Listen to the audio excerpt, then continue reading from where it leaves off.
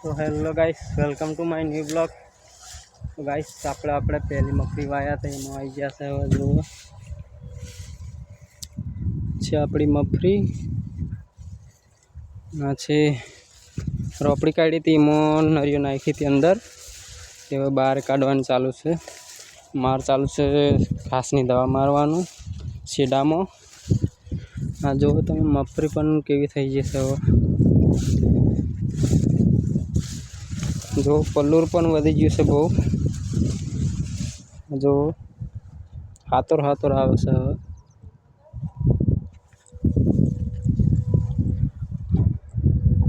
वातावरण आવું छे, जो वरसाद आवे एवो लागे छे।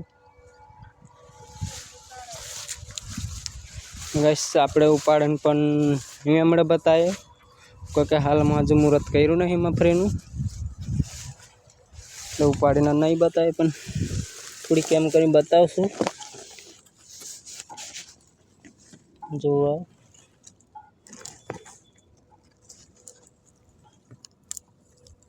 दोना पना जो कम्प्लीट थई गया छे। हवे जो मुहूर्त कर्युं नहीं एटले उपाड़ीने नहीं बताए। आ जो आ 6 महीने 7 तारीखनी छे। आ मगफળી आ छे 12 तारीखनी।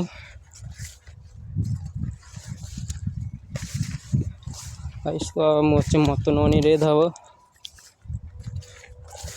तो फाइनल गाइस वीडियो पसंद आए तो लाइक सब्सक्राइब कर देना, कमेंट करना मत भूलना। चलो मिलते हैं नेक्स्ट वीडियो में।